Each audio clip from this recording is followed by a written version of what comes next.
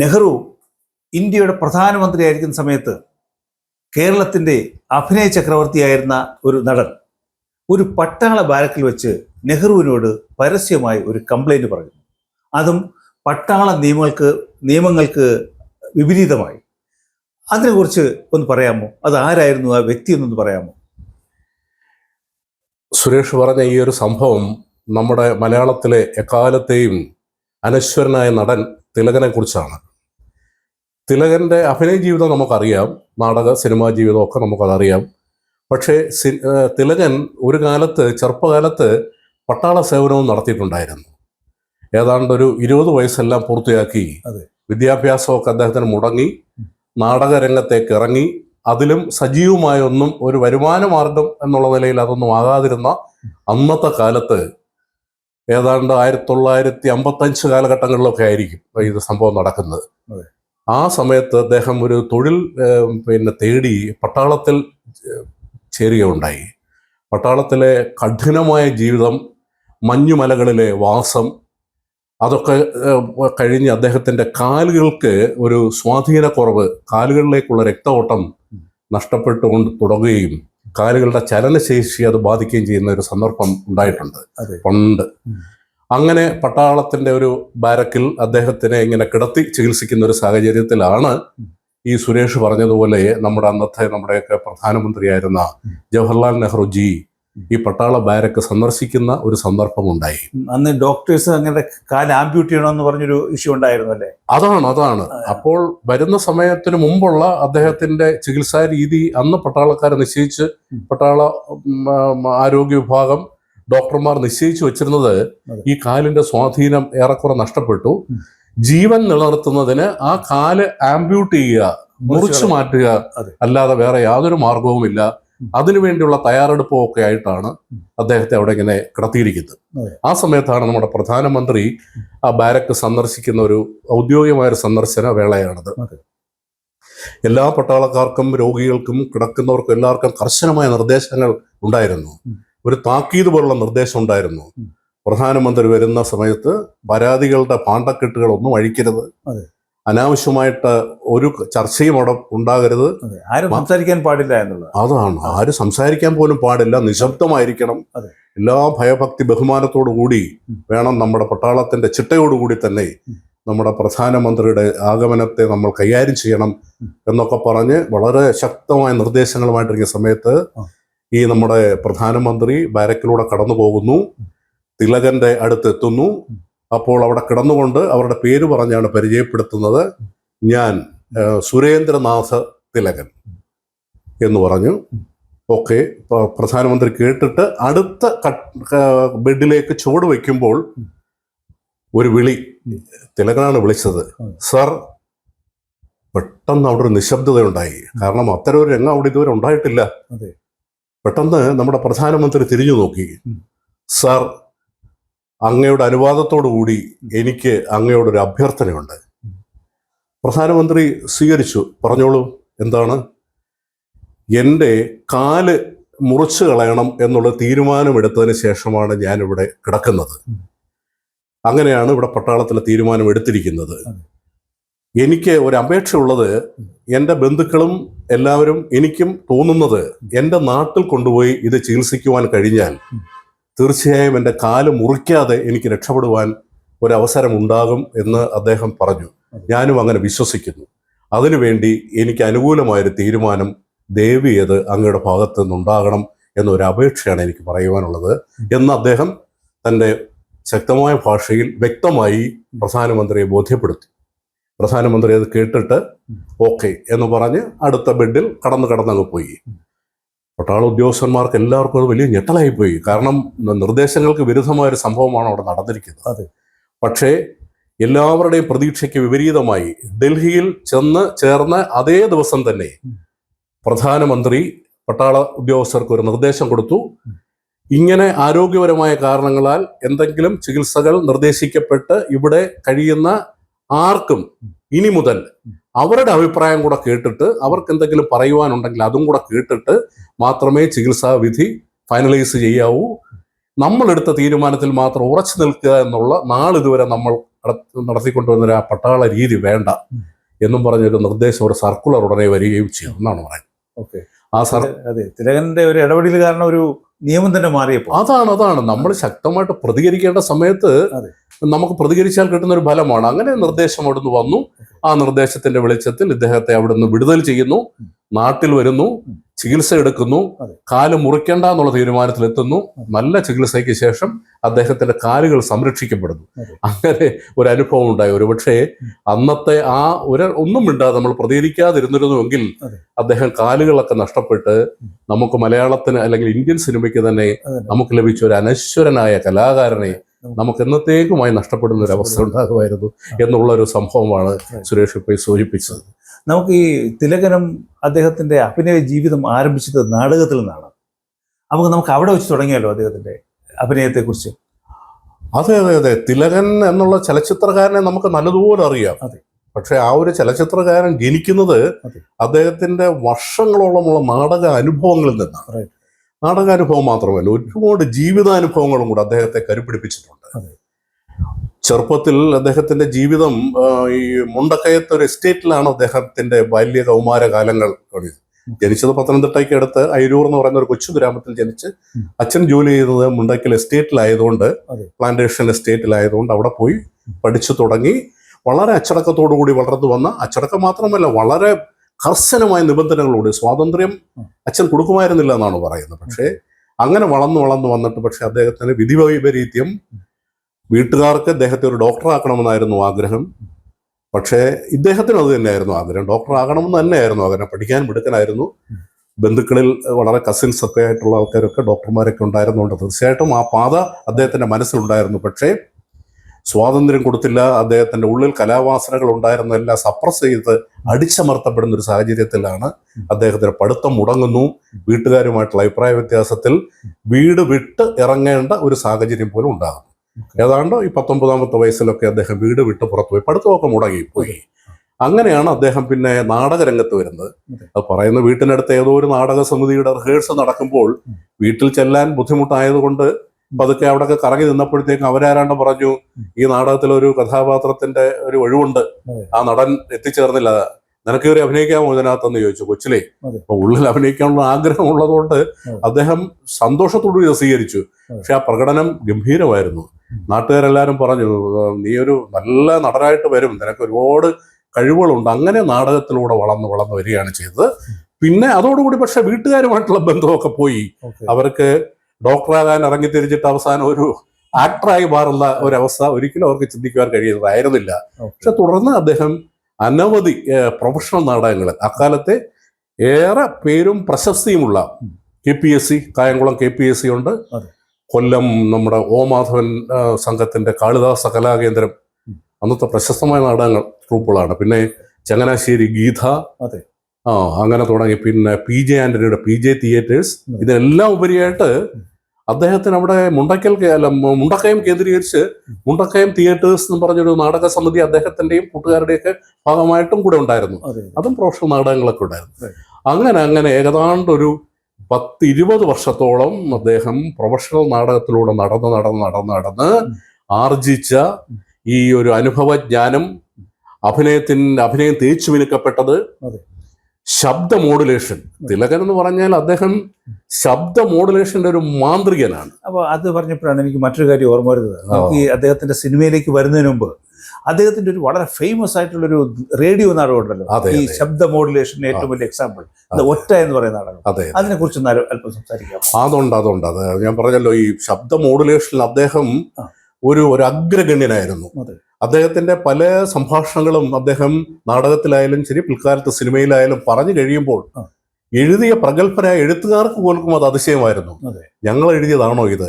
കാരണം അവർ എഴുതിയതിന് ജീവൻ കൊടുത്ത് അത് പുറത്തു വരുമ്പോഴത്തേക്കും അതിന്റെ ആ ഒരു ഇമ്പാക്ട് അല്ലെങ്കിൽ അതിന്റെ ഒരു സ്വാധീനം അപാരമാണ്. മോഡുലേഷൻ സുരേഷ് പറഞ്ഞതുപോലെ റേഡിയോ നാടകത്തിൽ ഉണ്ട്. അദ്ദേഹത്തിന്റെ ഒരു നിരവധി നാടകങ്ങളുണ്ട്, അനവധി നാടകങ്ങളുണ്ട്. പക്ഷേ ഇതിൽ നിന്ന് തീർച്ചയായിട്ടും വേർപെട്ട് നിൽക്കുന്നു. ഒറ്റ എന്ന് പറഞ്ഞ കൊച്ചിൻ റേഡിയോ നിലയത്തിന്റെ ഒരു പ്രൊഡക്ഷൻ ആയിരുന്നു ഈ ഒറ്റ എന്ന് പറഞ്ഞ നാടകം. അതൊരു ഒറ്റയാൾ കഥാപാത്രം ഉള്ളൊരു നാടകമാണ്. ഏതാണ്ട് 1 മണിക്കൂർ ദൈർഘ്യമുള്ള നാടകത്തിൽ തിലകൻ ഒരാള് മാത്രമാണ് അത് മുഴുവൻ കൈകാര്യം ചെയ്യുന്നത്. KV ശരചന്ദ്രൻ എന്നും പറഞ്ഞിട്ട് ഒരു പ്രശസ്തനായ റേഡിയോ നാടക വക്താവുണ്ട്. അദ്ദേഹം രചനയും സംവിധാനവും ചെയ്ത് പിന്നെ കൊച്ചിൻ നിലയം അവതരിപ്പിച്ച ഈ ഒറ്റ ധാരാളം പ്രേക്ഷകർ അത് കണ്ടിട്ടുണ്ട്. അതോടൊപ്പം എനിക്ക് ഈ അവസരത്തിൽ പറയാനുള്ളത്, ആ നാടകം കേൾക്കണം. അതിപ്പോ നമ്മൾ യൂട്യൂബിലൊക്കെ അത് ലഭ്യമാണ്. പരമാവധി ആ നാടകം കേൾക്കണം. ശബ്ദം കൊണ്ട് എങ്ങനെയാണ് ഒരു ഇന്ദ്രജാലം സൃഷ്ടിക്കുന്നത് എന്നുള്ളതിന്റെ ഒരു ക്ലാസിക് എക്സാമ്പിളാണ് ഈ നാടകം. ഞാൻ പോലും, എനിക്കും സുരേഷ് അറിയാമല്ലോ, കുറച്ച് റേഡിയോ നാടകമായിട്ട് ഞാൻ ആ ഒരു കോണ്ടെക്സ്റ്റിലാണ് ചോദിച്ചത്. ശ്യാമും ഒരു റേഡിയോ നാടക നടനാണല്ലോ. അതെ അതെ അതെ, തീർച്ചയായിട്ടും. എനിക്ക് റേഡിയോ നിലയത്തിലേക്ക് ഓഡിഷന് പോകണമെന്ന് പറഞ്ഞപ്പം ഞാൻ കേട്ട് പഠിച്ചത് ശരിക്കും ഈ തിലകന്റെ നാടകങ്ങളായിരുന്നു. പ്രത്യേകിച്ച് ആ ഒറ്റ എന്നുള്ള നാടകം നമ്മൾ നിരവധി കേട്ടിട്ടുണ്ട്. ഒരു കഥാപാത്രം കൊണ്ട് 1 മണിക്കൂർ ഇത്രയും പ്രേക്ഷകരെ പിടിച്ചിരുത്താൻ കഴിയുക എന്നുള്ള ഒരു ശബ്ദത്തിന്റെ ഒരു മാന്ത്രികത, അദ്ദേഹം അത് ആ മോഡുലേഷൻ അപാരമായിരുന്നു. അത് ഒരു ആകാശവാണി അദ്ദേഹത്തിന് ഒരു അവാർഡ് കൊടുക്കുകയോ അദ്ദേഹത്തിന്റെ സ്റ്റാറ്റസ് ഉയർത്തുകയോ ഒക്കെ ചെയ്തു എനിക്ക് തോന്നുന്നു. അതെ അതെ അതെ, ആ നാടകത്തിന് ദേശീയമായ അംഗീകാരം കിട്ടി. മാത്രമല്ല, തിലകൻ ആകാശവാണി പ്രസാര ഭാരതിയുടെ ഏറ്റവും ടോപ്പ് ഗ്രേഡ് ആർട്ടിസ്റ്റായിട്ട് മാറി. അത് അംഗീകാരം കിട്ടി. ഇപ്പോഴും ആകാശവാണിയുടെ ടോപ്പ് ഗ്രേഡ് ആർട്ടിസ്റ്റ് ആയിട്ടുള്ളത് തിലകനാണ്. ആ പെർഫോമൻസ് ആണ് ഈ ഒറ്റ എന്ന് പറയുന്ന നാടകം. ഒറ്റ എന്ന് പറയുന്ന നാടകത്തെ കുറിച്ച് പറഞ്ഞാൽ ധാരാളം സംസാരിക്കാറുണ്ട്. പക്ഷേ സമയപരിമിതി കൊണ്ട് അതിന് കഴിയുന്നില്ല. എൻ്റെ അപേക്ഷ, കഴിയുന്നതും കാണുന്ന പ്രേക്ഷകരും എല്ലാവരും ആ ഒറ്റ എന്ന് പറയുന്ന നാടകം നമ്മുടെ യൂട്യൂബിലൊക്കെ അവൈലബിൾ ആണ്. അതൊന്ന് കാണാൻ ശ്രമിക്കണം.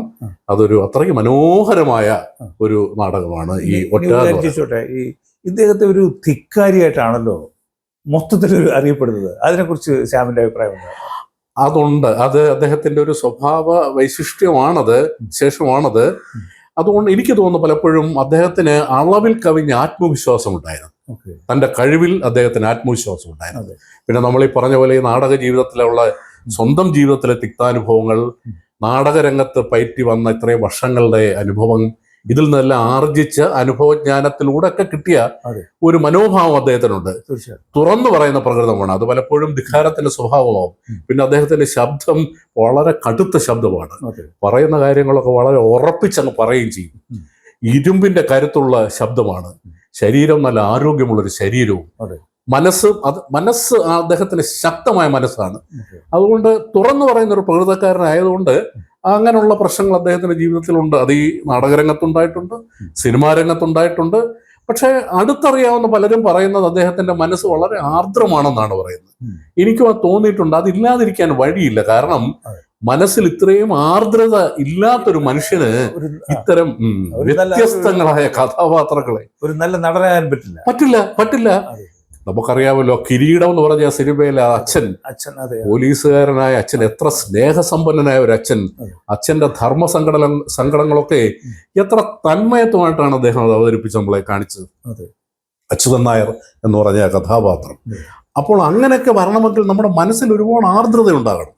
അദ്ദേഹത്തിന്റെ ഒരു പരുക്കൻ ശബ്ദം, പരുക്കൻ ഭാവം, പിന്നെ പലപ്പോഴും അദ്ദേഹം കൈകാര്യം ചെയ്യുന്ന വേഷങ്ങളൊക്കെ തന്നെ വളരെ ഗൗരവമേറിയ വേഷങ്ങൾ. ഇതെല്ലാം പിന്നെ തുറന്നു പറയുന്ന ആൾക്കാർ അഭിപ്രായം തുറന്നു പറയുന്നു. അതിൻ്റെതായ പ്രശ്നങ്ങൾ അദ്ദേഹത്തിന്റെ ജീവിതം അവസാനം വരെ ഉണ്ടായിരുന്നു എന്നുള്ളതാണ് സത്യം. അതൊരു സത്യം തന്നെയാണത്. തിലകൻ എന്ന മഹാനടന്റെ ശ്യാമിന് ഇഷ്ടപ്പെട്ട ഒരു 5 സിനിമകളുടെ കുറിച്ച് സംസാരിക്കാം. തിലകൻ ഏതാണ്ട് 200-ലേറെ ചിത്രങ്ങൾ നമുക്ക് മുമ്പിൽ കാഴ്ചവെച്ചിട്ടുണ്ട്. അതിൽ പെട്ടെന്ന് എനിക്ക് പറയുവാൻ കഴിയുന്നത്, തിലകൻ എന്ന നടനെ അടയാളപ്പെടുത്തിയ, അല്ലെങ്കിൽ ആ പ്രതിഭയെ എക്കാലവും നമ്മുടെ മനസ്സിൽ തറപ്പിച്ച ഒരു ചിത്രമായിരുന്നു പെരുന്തച്ഛൻ. പെരുന്തച്ഛൻ എന്ന് പറഞ്ഞ സിനിമ. പെരുന്തച്ഛൻ്റെ കഥ നമ്മളൊക്കെ അത് പഠിച്ചിട്ടുണ്ട്. പക്ഷേ അത് ചിത്രമായപ്പോൾ MTയുടെ തിരക്കഥയിൽ തോപ്പിൽ ഭാസിയുടെ വളരെ അടുത്തൊരു ബന്ധുവും കൂടിയായ ഒരു അജയൻ എന്ന് പറഞ്ഞൊരു ആള് അന്ന് ചെയ്ത ആ പെരുന്തച്ഛൻ ഒരു ഗംഭീരമായ ഒരു അവതരണമായിരുന്നു. അതായത് അഭിനയത്തിന്റെ, വിശദമായ അഭിനയത്തിന്റെ, ഡീറ്റെയിൽഡ് ആക്ടിങ്ങിന്റെ, സട്ടൽ ആക്ടിങ് എന്നൊക്കെ പറയത്തില്ലേ, അതിന്റെ വിശദാംശങ്ങളിലേക്ക് കടന്നു ചെല്ലുമ്പോൾ അത് ഒരു നല്ലൊരു പ്രകടനമായിട്ട് എനിക്ക് എക്കാലവും എടുത്തു പറയാൻ കഴിയുന്നതാണ് ഈ പെരുന്തച്ഛൻ എന്ന് പറഞ്ഞ സിനിമ. ആ ചിത്രം അക്കൊല്ലത്തെ ദേശീയ അവാർഡിന്റെ പരിഗണനയ്ക്ക് അതിന്റെ വക്ക് വരെ എത്തി എന്നാണ് പറഞ്ഞത്. പ്രഖ്യാപനം ഉണ്ടാകുന്ന സമയത്തിന് തൊട്ട് മുമ്പ് വരെയും ഡൽഹിയിൽ നിന്നുമുള്ള പത്രമാധ്യമങ്ങൾക്കൊക്കെ ഇവിടെ നാട്ടിൽ കിട്ടിയത് തിലകൻ ദേശീയ നടനായി മാറുന്നു എന്നുള്ള വാർത്തകൾ വന്നിരുന്നു. പക്ഷെ നിർഭാഗ്യവശാൽ അവസാന റൗണ്ടിൽ എൻ്റെ ഓർമ്മ ശരിയാണെങ്കിൽ അമിതാഭ് ബച്ചനോ മറ്റോ ആണ് എന്ന് പറയുന്നു. അത് സംഭവിക്കും, ചിലപ്പോൾ അങ്ങനെ സംഭവിക്കണം, അങ്ങനെ വക്കിലാണ്. പക്ഷേ സംസ്ഥാന അവാർഡ് അതിന് കിട്ടി, അതിന് മത്സരം ഉണ്ടായിരുന്നില്ല. അത്രയ്ക്ക് ഗംഭീരമായ ഒരു പ്രകടനമാണ് ഇത്. പിന്നെ തിലകൻ എന്ന് പറഞ്ഞ നടനെ നമ്മുടെയൊക്കെ തലമുറയിലുള്ളവർ ആദ്യമായിട്ട് അടയാളപ്പെടുത്തി അല്ലെങ്കിൽ കണ്ടു തുടങ്ങിയത് ഒരുപക്ഷെ KG ജോർജിന്റെ യവനിക എന്ന് പറഞ്ഞ ചിത്രത്തിലായിരുന്നു. 82-ലെ ആ യവനിക എന്ന് പറഞ്ഞ ആ ചിത്രം ഒരു ഒന്നാന്തരം ചിത്രമായിരുന്നു.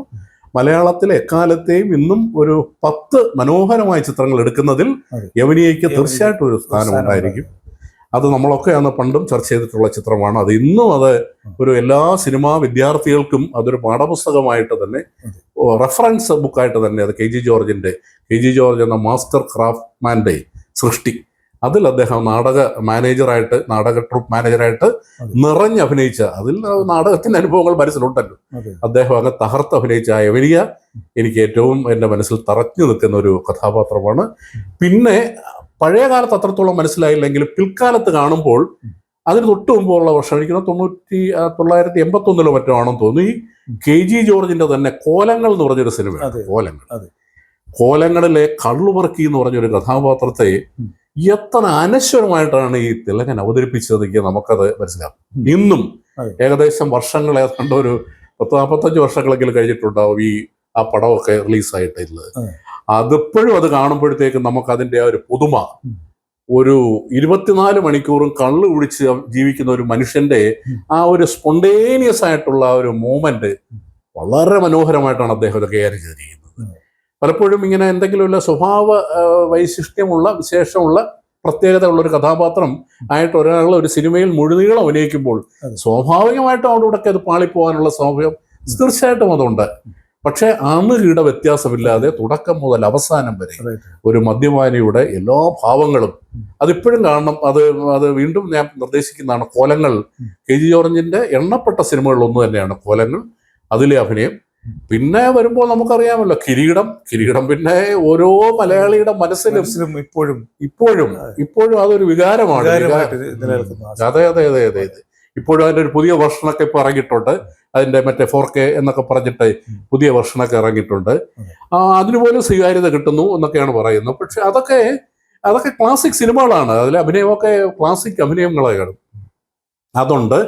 പിന്നെ അത് കഴിഞ്ഞ് പിന്നെ അവസാന കാലഘട്ടങ്ങളിൽ പിന്നെ വരുമ്പോൾ അദ്ദേഹത്തിന് ആരോഗ്യ പ്രശ്നങ്ങളൊക്കെ ഉണ്ടായിരുന്നു. സൂചിപ്പിച്ചതുപോലെ ഈ ഒരു തൻ്റെ ഇടം, അഹങ്കാരം എന്നൊക്കെ ആൾക്കാർ വ്യാഖ്യാനിക്കപ്പെട്ടത് കൊണ്ടുള്ള കുറച്ച് വിലക്കുകൾ കൽപ്പിക്കപ്പെട്ടിട്ട് കുറച്ചാൾ ചലച്ചിത്രങ്ങളിലൊക്കെ മാറി നിൽക്കേണ്ടി വന്നു. പക്ഷെ പിന്നെ അത് കഴിഞ്ഞിട്ട് അതൊക്കെ പലരും മനസ്സിലായിട്ടുണ്ട് അദ്ദേഹത്തിന്റെ സ്വഭാവം തന്നെയാണ്. കാരണം അതൊന്നും മാറില്ല, അതൊന്നും നമ്മുടെ അടിസ്ഥാന സ്വഭാവം ഒന്നും മാറാൻ പറ്റില്ല. അത് സാന്ദർഭികമായിട്ടൊന്ന് പറഞ്ഞോട്ടെ, അദ്ദേഹത്തിന് വിലക്ക് കൽപ്പിച്ചു, അദ്ദേഹത്തിന് തൊഴിലിന് പോലും അവസരങ്ങൾ നിഷേധിക്കപ്പെട്ടപ്പോൾ അതും അദ്ദേഹം ശക്തമായിട്ട് പ്രതികരിച്ചു. നമ്മൾ പറഞ്ഞതുപോലെ ശക്തമായിട്ട് പ്രതികരിച്ച് ജീവിതത്തിലേക്ക് സ്വന്തം കാലുമായിട്ട് മടങ്ങി വന്ന മനുഷ്യനാണ്.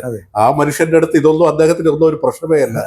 അദ്ദേഹം സ്വന്തമായിട്ട് നാടക ട്രൂപ്പ് വീണ്ടും ഉണ്ടാക്കി. 75-ാമത്തെ വയസ്സിൽ സ്വന്തമായിട്ട് നാടക ട്രൂപ്പ് ഉണ്ടാക്കിയിട്ട് ഇതോ ദൈവത്തിന്റെ സ്വന്തം നാട്, അതിന് ഒരു വ്യംഗ്യാർത്ഥം നമുക്കുണ്ട്. ഇതോ ദൈവത്തിന്റെ സ്വന്തം നാട് എന്ന് പറഞ്ഞ് ആ നാടകം അവതരിപ്പിച്ചു, അഭിനയിച്ചു, സംവിധാനം ചെയ്തു. ആ നാടകത്തിന് അനവധി വേദികൾ കിട്ടി.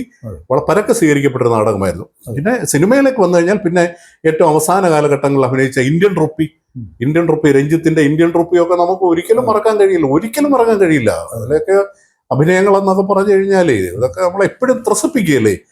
പിന്നെ അതിൽ തന്നെ രഞ്ജിത്തിന്റെ മറ്റേ ഇതൊക്കെ വിലക്കിന് ശേഷം അല്ലെങ്കിൽ വിലക്കുള്ള സമയത്തും ഈ രഞ്ജിത്ത് എന്ന് പറഞ്ഞ സംവിധായകൻ ഇദ്ദേഹത്തെ മറ്റുള്ളവരുടെയൊക്കെ അനുവാദത്തോടുകൂടി അല്ലെ അവരെ അറിയിച്ചിട്ട് അഭിനയിപ്പിക്കുന്ന സന്ദർഭമാണ്.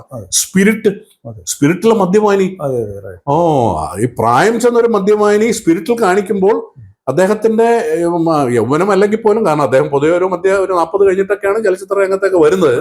ആ സമയത്ത് അവര് ഞാൻ പറഞ്ഞ കോലങ്ങളിലെ ഒരു കള്ളുവർക്കിയും ഈ അവസാന ഇതിനകത്ത് എന്തോ ഒരു അച്യുതൻ നായരോ എന്തോക്കാണ് ഇതിനകത്ത് പേര്, സ്പിരിറ്റിലെ ഒരു കഥാപാത്രമായിട്ട് ഒക്കെ നിൽക്കുന്നതൊക്കെ നമ്മുടെ ഈ പറഞ്ഞ ബെവറേജസ് അതിന്റെ ഫ്രണ്ടിൽ നിൽക്കുന്ന വഴക്കുണ്ടാക്കുന്നതും എല്ലാം ഇതൊക്കെയാണ് എൻ്റെ മനസ്സിൽ എടുത്തെടുത്ത് പറയാവുന്ന ഇനിയും ഉണ്ട്, പക്ഷേ നമുക്ക് അതിലേക്ക് കടക്കുന്നില്ല. ഒരു 5 ചിത്രം പറഞ്ഞുകൊണ്ട് ഇതിലേക്ക് ഞാൻ അത് പരിമിതപ്പെടുത്തുകയാണ് സുരേഷിനെ ചെയ്യുന്നത്. ഇതിനിടയ്ക്ക് ഞാൻ മറ്റൊരു കാര്യം ചോദിച്ചോട്ടെ. ഈ ഡോക്ടർ ശിവപ്രസാദ് എന്ന് പറയുന്ന കൊല്ലം SN കോളേജിൽ ഒരു പ്രൊഫസർ ഉണ്ടായിരുന്നു ഇദ്ദേഹത്തെ ശ്രീ തിലകനെ വളരെ ഇൻഫ്ലുവൻസ് ചെയ്തിട്ടുണ്ട് എന്ന് കേട്ടിട്ടുണ്ട്. അതിനെക്കുറിച്ചൊന്ന് പറയാമോ? അത് ഉണ്ട് സുരേഷ്. അതെ, കൊല്ലം SN കോളേജിലാണ് അദ്ദേഹം ഇന്റർമീഡിയറ്റ് കഴിഞ്ഞിട്ട് ഡിഗ്രി പഠനത്തിനൊക്കെ കൊല്ലം SN കോളേജിലേക്കാണ് വരുന്നത്. കൊല്ലം SN കോളേജിൽ വരുമ്പോഴത്തേക്കും അദ്ദേഹത്തിന്റെ നാടക അഭിനയ കഴിവുകളെ തിരിച്ചറിഞ്ഞ ഒരു പ്രൊഫസറായിരുന്നു ശിവപ്രസാദ് സാറ്. അദ്ദേഹം ധാരാളമായിട്ട് പ്രോത്സാഹനം ഉണ്ടായിരുന്നു. തന്റെ ഈ ധിക്കാരവും അല്ലെങ്കിൽ എടുത്തടിച്ചുള്ള സ്വഭാവം കൊണ്ട് കോളേജിൽ പേര് കിട്ടിക്കഴിഞ്ഞു. ചേരാൻ ചെല്ലുന്ന ദിവസം തന്നെ അദ്ദേഹത്തിന് ഒരു ധിക്കാരി എന്നുള്ള പേര് കിട്ടി. പക്ഷേ അവിടെയും ഈ ശിവപ്രസാദ് സാറ് അദ്ദേഹത്തിന്റെ കഴിവ് മനസ്സിലാക്കിയിട്ട് അദ്ദേഹത്തിന് ധാരാളം അവസരങ്ങൾ, നാടകത്തിൽ അഭിനയിക്കാനുള്ള അവസരങ്ങൾ കൊടുത്തു. സർവകലാശാല നാടകോത്സവങ്ങളിലൊക്കെ പങ്കെടുക്കുവാനുള്ള കൊടുത്തു. പുതിയ നാടകങ്ങളെ കുറിച്ച് പഠിക്കുന്നതിനുള്ള അവസരങ്ങളൊക്കെ ഒരുക്കി കൊടുത്തു. അങ്ങനെയൊക്കെ ഒരുപാട് സഹായം ചെയ്തു. ആ കടപ്പാട് തിലകന് എന്നും ഈ ശിവപ്രസാദ് സാറിന്റെ അടുത്തുണ്ടായിരുന്നു.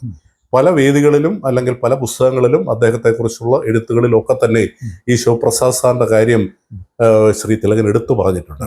ഈ ശിവപ്രസാദ് സാർ കൊടുത്ത ഒരു അഡ്വൈസ് ഉണ്ടല്ലോ, ഉണ്ട്. അദ്ദേഹത്തിന്റെ വാക്കുകൾ പോലും പറഞ്ഞിട്ടുണ്ട്. അതായത് നമ്മൾ പലപ്പോഴും ജീവിതത്തിൽ നമുക്ക് എല്ലാവർക്കും ഒരു ഗുരു വേണമെന്ന് പറയുന്നതിൻ്റെ ഇതാണ്. ആ ഗുരുവചനങ്ങൾ പലപ്പോഴും നമ്മളെ നേരായ മാർഗത്തിലേക്ക് നയിക്കും. ഗുരുവചനങ്ങൾ കേട്ട് നമ്മൾ പോയാൽ തീർച്ചയായിട്ടും നമ്മളത് എത്തേണ്ട സ്ഥലങ്ങളിൽ നമ്മളെത്തും. അത്തരത്തിൽ ഈ ശിവപ്രസാദ് സാറിന്റെ കുറച്ച് വാക്കുകൾ അദ്ദേഹം ഒരു ഗുരുവചനം പോലെ ഉരുവിട്ട് പഠിച്ചിരുന്നു, മനസ്സിൽ മനനം ചെയ്യുമായിരുന്നു.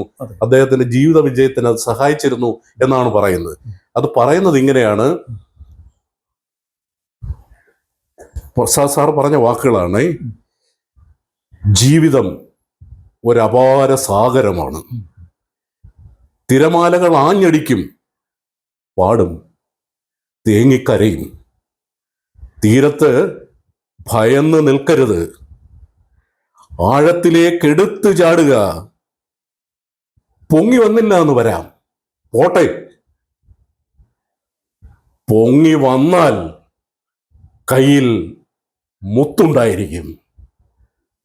അങ്ങനെ ഈ വാക്കുകൾ കേട്ട് ജീവിതത്തിന്റെ ആഴങ്ങളിലേക്ക് ചാടി കൈ നിറയെ 2 കൈയും നിറച്ച് മുത്തുമായി വന്ന തിലകന്റെ ആത്മാവിന് നിത്യശാന്തി നേരുന്നു. അദ്ദേഹം മലയാളികൾക്ക് തന്ന എല്ലാ സംഭാവനകൾക്കും മനസ്സുകൊണ്ട് ആദരിച്ചുകൊണ്ട് വാക്കുകൾ നമുക്കിവിടെ അവസാനിപ്പിക്കാം. സുരേഷ്, നമസ്കാരം.